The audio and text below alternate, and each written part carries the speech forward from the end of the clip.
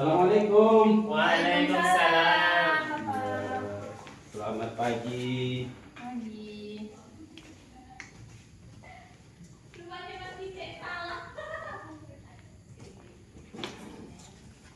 Makasih Bapak. Misi ya. Iya Pak.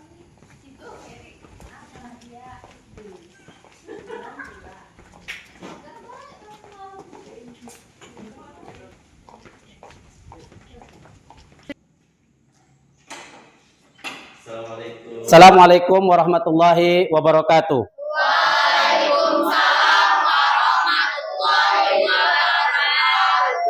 Sebelum kita mulai pembelajaran kita hari ini, Bapak ingin menyapa kita semua. Anak-anak Bapak semuanya apa kabar? Baik, Pak. Kurang semangat anak Bapak hari ini, apa kabar? Baik, Pak. Alhamdulillah. Bapak ingin absen kita dulu sebelum kita mulai pembelajaran. Tapi sebelumnya Bapak ingin tanya, apakah ada yang gak hadir hari ini? Hadir semua? Hadir semua. Untuk mengambil keberkahan, mari sama sebagai hamba Allah yang beriman dan bertakwa, memperoleh keberkahan ilmu dalam belajar. Mari sama kita berdoa terlebih dahulu. Dan doa ini nanti akan sama dipimpin oleh teman kita, yaitu Aisyah Andini. Ya.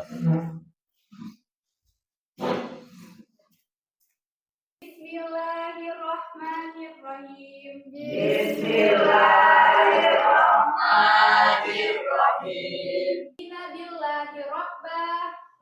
Inna billahi rabbah. Wa bil islami dina. Wa bil islami dina. Wa bi Muhammadin nabiyyan wa rasulah. Wa bi Muhammadin nabiyyan wa rasulah. Amin. Ya, sebelum kita mulai, kita sama menyanyikan lagu nasional yang berjudul Padamu Negeri. Ayo, semua pandang ke depan.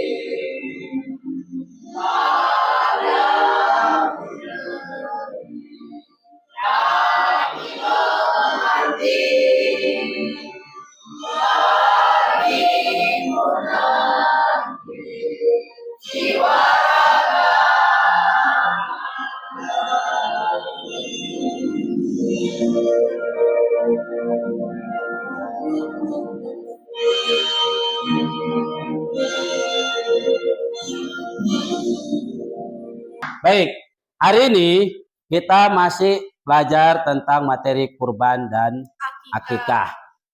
Yang lalu sudah sama kita bahas untuk apa itu kurban. Masih ingat? Masih. Kalau kira-kira disebutkanlah kurban, apalah yang ada di benak kalian? Ayo, siapa yang bisa?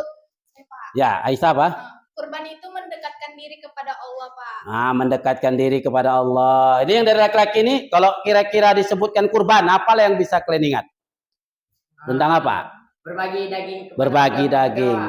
Daging-daging ya? Ya. Oke. Yang dari sini, kalau kira-kira disebutkan kurban, apalah yang ada di benak kalian?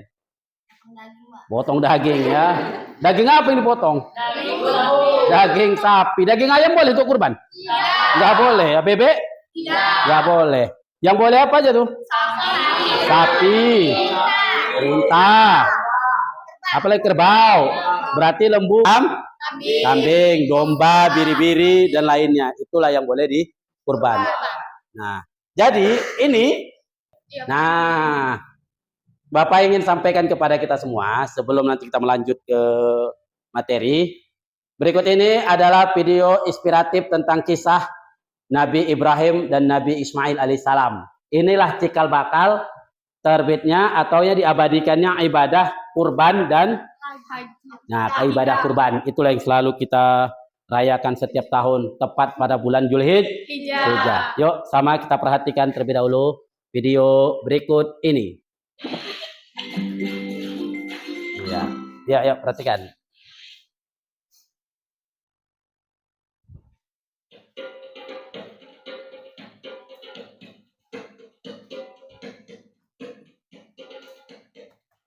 Nabi Ibrahim mempunyai dua istri.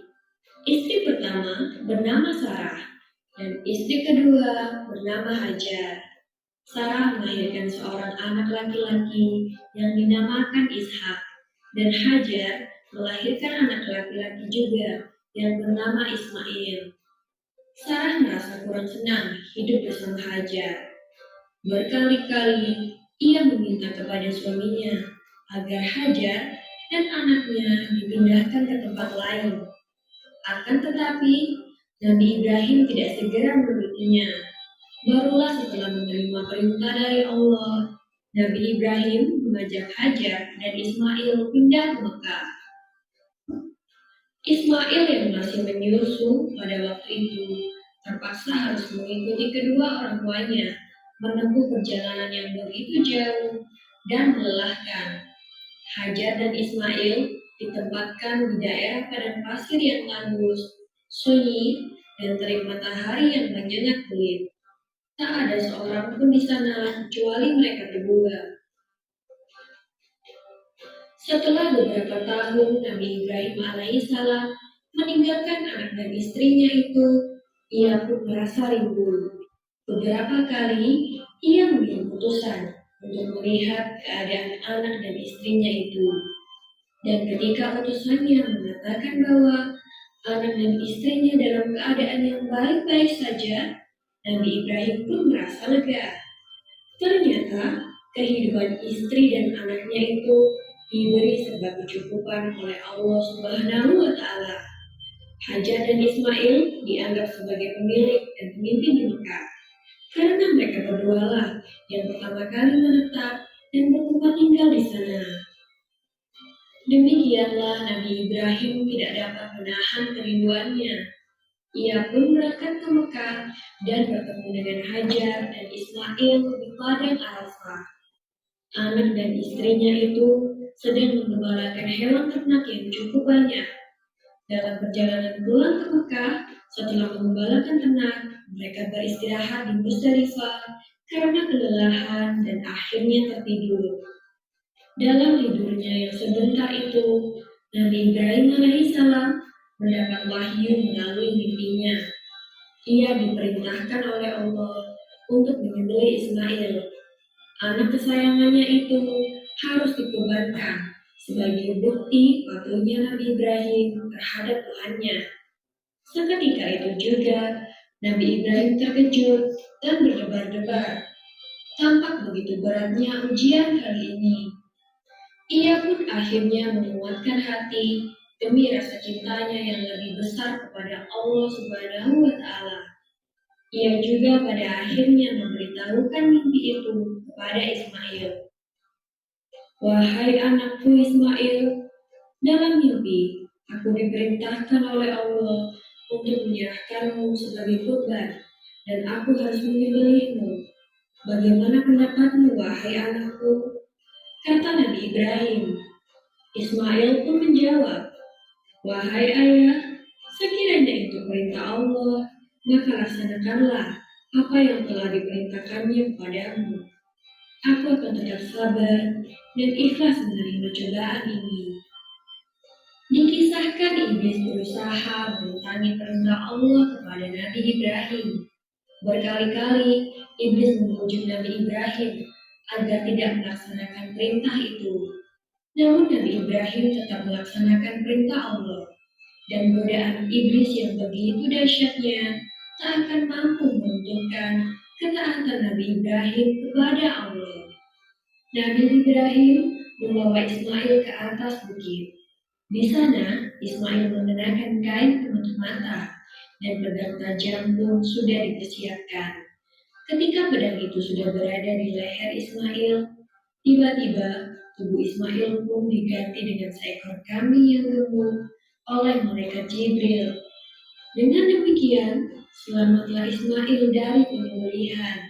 Allah Subhanahu wa Ta'ala berfirman kepada Nabi Ibrahim, hai Ibrahim, Kau sudah melaksanakan perintahku dengan ikhlas.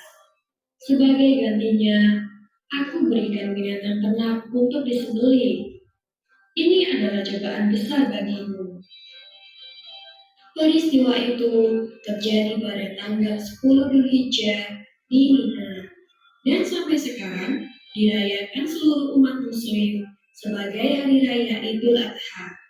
Dan umat Islam yang melaksanakan ibadah haji juga dapat melakukan kurban di Mina sebagai penghormatan atas Nabi Ibrahim alaihissalam.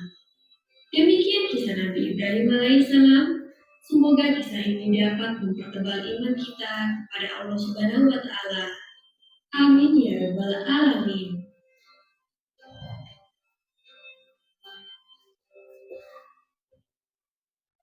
Video singkat tentang peristiwa kejadian Nabi Ibrahim alaihissalam menerima perintah dari Allah untuk menyembelih siapa? Ismail. Nabi Ismail alaihi. Nabi Ismail itu siapa Nabi Ibrahim? Anak. Bayangkan 86 tahun Nabi Ibrahim itu menginginkan seorang anak. Begitu anaknya sudah diberikan oleh Allah, Allah ingin uji Nabi Ibrahim. Betul nggak memang taat lagi sama Allah? Akhirnya dipenggal. Dan ternyata dari video tadi nampak jelas diganti dengan seekor. Kambing. Nah, begini. Kita harus tahu dulu apa tujuan dari pembelajaran kita pada hari ini. Yuk, acuan kita hari ini. Yang mau kita pelajari yaitu peserta didik, yaitu kalian harus mampu nih menjelaskan apa itu pengertian Kurban. Apa dari pengertian kurban? Coba baca dulu. Syahrul Barokah dulu. Apa itu kurban? Ya, berdiri dulu, berdiri. Ah, kurban apa itu? Kurban menurut bahasa berasal dari kata Korba. Nah, Yakrabu kurbana. yang berarti Atau dekat orang yang berkurban sama dengan? mendekatkan kepada Allah. Iya, ini pengertian dasar dari Kurban. bahwa kurban asal katanya dari kata koroba, yakrobu kurban, Kurbana. artinya dekat sama siapa? Allah. Sama Allah. Berarti dengan kita berkurban, berarti kita dekatkan diri kepada Allah Subhanahu wa Ta'ala. Nah, jadi yang mau Bapak tanya, kurban itu mendekatkan diri sama Allah. Ibadah yang diturunkan Allah. Kira-kira kurban ini ada nggak dalilnya? Apa buktinya kalau kurban itu diperintahkan? Ada yang hafal surahnya? Isi ayatnya cuma 3. Langganan lagi. Quran surah Al-Kautsar. Ayo, siapa yang hafal surah Al-Kautsar? Suatu yuk. Ayo, yuk tangan. Dari sini ada yang hafal surah Al-Kautsar. Ya, silakan. Bismillahirrahmanirrahim. Ya. Inna a'tainakal kautsar. Fasholli lirabbika wanhar. Inna syani'aka huwal abtar. Iya, beri tepuk tangan dulu sama kawan kita. Yang laki-laki ada yang hafal? Siapa yang hafal surah Al-Kautsar? Cuma 3 ayat loh. Ya, silakan. Bajar. Bismillahirrahmanirrahim. Inna a'tainakal kautsar. Fasholli lirabbika wanhar. Iya. Inna syani'aka huwal abtar. Iya, Masya Allah. Tepuk tangan dulu. Nah, itu harus hafal. Inna a'tainakal kautsar. Ini dia. Yuk, sama kita baca dulu tartilnya. Mau diajari macam mana cara baca pakai tartil? Iya, kalau dulu kan waktu SD bacanya gimana? Bismillahirrahmanirrahim. Ini kan dari SMP, udah kelas 9, jangan gitu lagi bacanya. Yo, ini Bapak kasih apanya? Keluhnya. Ikut ya. Iya, hitungannya sampai 8, tapi ujungnya aja. 1 tu, 2 wanya yang dibaca. Oke? Dengar. Tua gapat manam jupan. Yuk. Tua gapat manam jupan. Tua dapat manam jupan. Tua dapat manam jupan. Kita masuk ayatnya. A'udzu billahi minasy syaithanir rajim. Mulai.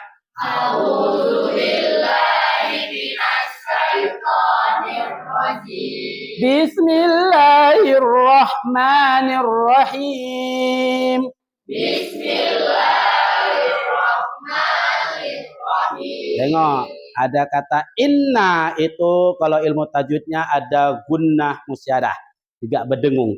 Inna a'tainakal kautsar.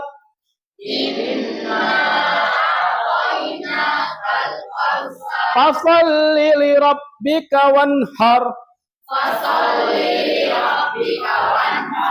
Inna syani'aka huwal abtar.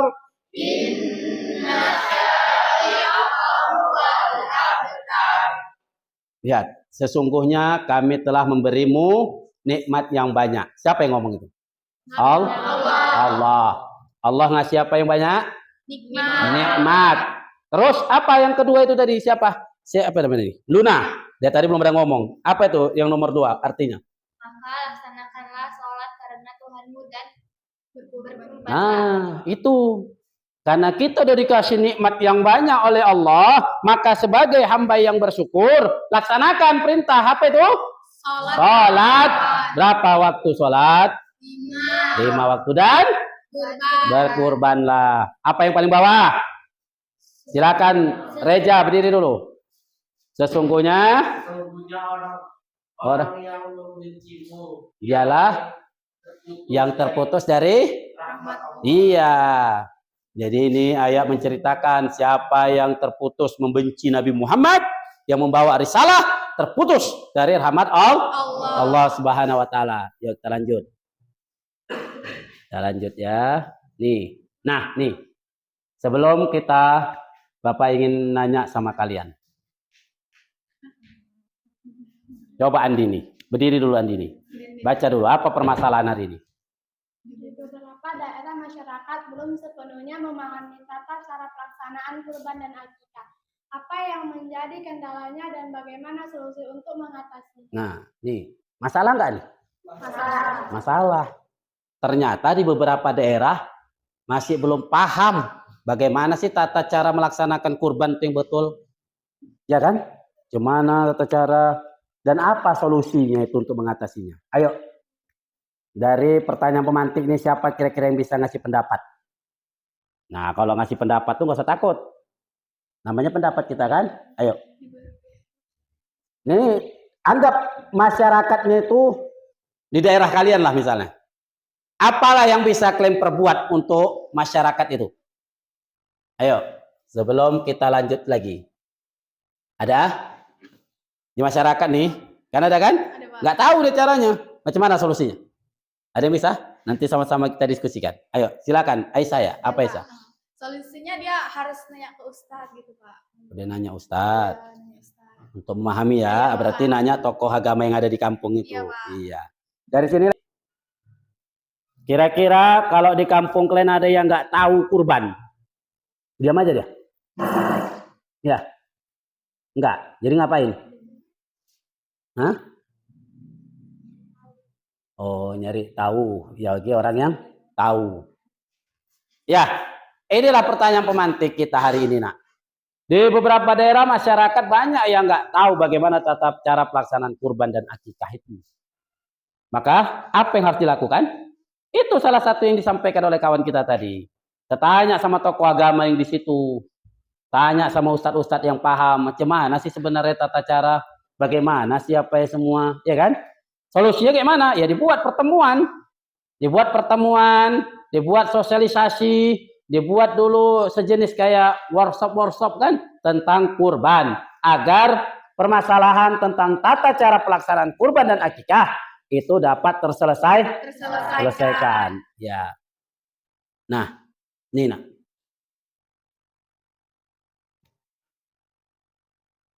Kalian nanti selanjutnya adalah merefleksikan diri kita semua. Dari pembelajaran kita yang tadi yang kita bahas. Ada beberapa pertanyaan untuk kalian yang nanti ini harus kalian jawab secara kelompok-kelompok. Ini kan udah dibagi kelompok kan? Udah, ini kelompok berapa semalam? Satu. Ini kelompok dua. Yang ini? Tiga. Udah ada masing-masing ketua kelompoknya kan? Nah, inilah refleksi kita nanti. Apakah Anda itu kalian, merasa memahami konsep, tujuan, dan hikmah dari pelaksanaan kurban dan akikah setelah pembelajaran ini? Nanti jawablah dalam kertas yang sudah disediakan. Yang kedua, menurut Anda, apa sih hal yang menarik atau berkesan dari materi ini? Bagaimana pembelajaran ini mempengaruhi cara pandang Anda terhadap kepedulian sosial? Oke? Nah, silakan nanti disiapkan kertasnya untuk menjawab pertanyaan-pertanyaan ini. Anak-anakku, dengarkan baik-baik. Dengarkan. Kita sampai di sini harus paham apa itu kurban dan apa itu akikah. Yuk, Bapak pengen tahu tadi. Tadi kurban udah tahu ya. Sekarang akikah. Akikah siapa yang tahu? Pernah nggak dengar kata akikah? Pernah. Apa kira-kira akikah itu? Kapan dilaksanakan akikah itu? Pas anaknya lahir. Anaknya lah, anak lahir. Yang dipotong? Boleh lembu? Nggak boleh. Boleh bebek? Tidak. Nggak boleh. Dia harus kambing. Kalau yang lahir itu anaknya laki-laki berapa kambing? 2 ekor. Kalau yang lahir perempuan? 1 ekor. Kalau misalnya nih, ini misal. Misalnya ada orang mau akikahkan anaknya laki-laki. Duitnya nggak cukup untuk beli 2 ekor kambing. Kira-kira kalau 1 sah nggak? Boleh. Boleh nggak? Boleh. Betul. Tidak. Nah, Tidak kayaknya. Boleh, Pak. boleh. Kalau yang perempuan tetap 1 ya? Iya, Pak. Nah, tetap 1. Jadi sedikit Bapak jelaskan. Jadi akikah itu dengan kurban, walaupun sama-sama hukumnya sunnah, tapi ada perbedaan. Dan ini harus jelas terjadi ya, supaya paham. Jadi nanti kalau misalnya ada yang nanya lagi di masyarakat, apa sih bedanya kurban dan akikah? Harus tahu jawabannya. Ya, kalau kurban dilakukan hanya di bulan Zulhijjah, tanggal 10, 11, 12, 13 Zulhijjah. Itulah Yaumil Tasyrik namanya, 11, 12, 13. Sedangkan akikah hanya ketika anak lahir. Boleh di hari ke-7. Hari keberapa lagi? 14 lagi 20, 21. Atau kapan dia sanggupnya? Buatlah. Tidak ada kendala. Nah, itu perbedaan antara kurban dan akikah. Apalagi kalau kurban boleh lembu, boleh unta, boleh kambing. Kalau di akikah hanya kambing. Sampai sini paham? Ada yang mau bertanya? Silakan. Ayo. Bapak kasih 2 orang penanya dulu. Ayo, siapa yang mau nanya? Yang belum paham tentang kurban dan akikah? Ini bebas, Pak. Kita mau nanya kurban apa kita? Silakan. Apa itu? Ya. Oke, ya. Oke. Udah. Siapa tadi namanya? Nanti sebut namanya? Aisyah Andini, Pak. Aisyah Andini. Apa pertanyaannya? Jadi gini kan, Pak. Kalau kita mau kurban gitu kan, Pak. Misalnya kita mau kurban sapi, Pak. Tapi sapinya ini tanduknya sebelah patah, Pak. Jadi dibolehkan nggak, Pak, untuk dikurbankan? Oh iya. Ada lagi? Ada nggak yang bisa jawab pertanyaan di Aisyah nih? Dia mau kurban lembu. Tahu-tahu tanduknya sebelah patah. Patahnya kenapa sih pun juga nggak tahu. Tiba-tiba patah. Boleh nggak? Karena cacat. Ada lagi yang lain?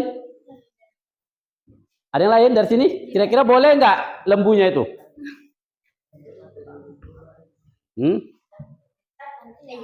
Ya. Ada?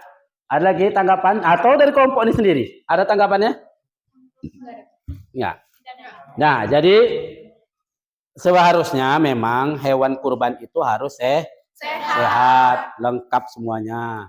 Namun, jika memang lembu itu cacatnya memang dari lahir, tidak ada masalah.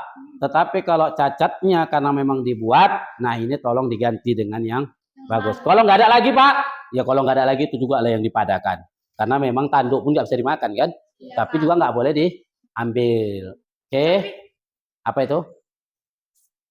Gak apa-apa pakai. Tapi gini kan, Pak, itu nanti kan, Pak, ada yang kayak lembu gitu kan, Pak. Dia untuk kurban, Pak, tapi ini tanduknya itu kayak mana, Pak? Panjang kali, jadi dia sama orangnya itu dipotong sendiri. Jadi oh, berarti kan ada sesuatu yang menghalangi tentang pemotongan itu boleh. Kalau itu ya, itu boleh. Yang nggak boleh itu dengan sengaja. Dia potongnya tanduk ya. Buku pikir tahu apa? Rupanya begitu dipotong untuk ngulek ke cabai ayam penyet. Bagi itu misalnya, itu tak boleh. Ya, nah itu saja ya. Oke, ada lagi yang bertanya? Yang lain? Nah, silakan. Siapa namanya? Berdiri. Ya, apa itu yang bertanya?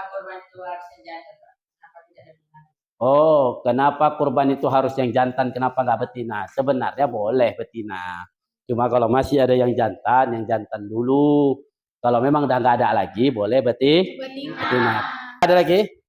Baik, kalau nggak ada, ini masuk ya refleksinya. Siapkan nanti kertas kerjanya, lembar kerjanya, menjawab refleksi kita, bagaimana pendapat kita tentang pembelajaran kita hari ini, yaitu tentang kurban dan serta permasalahan-permasalahan yang terjadi di masyarakat. Oke, demikian yang bisa Bapak sampaikan.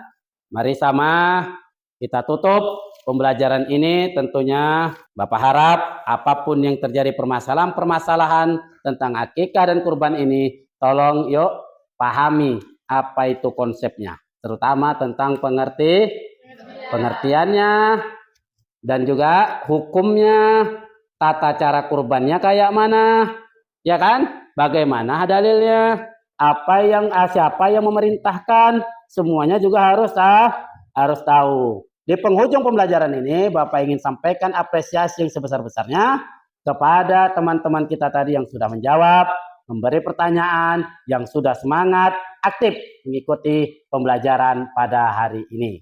Ini saja yang bisa Bapak sampaikan. Mohon maaf atas segala kekurangan. Terima kasih atas segala perhatian. Yuk sama kita tutup pembelajaran kita ini dengan mengucapkan lafaz alhamdulillah. Alhamdulillah. Akhirul kalam, billahi taufiq wal hidayah. Assalamualaikum warahmatullahi wabarakatuh. Buat tangan dulu. Untuk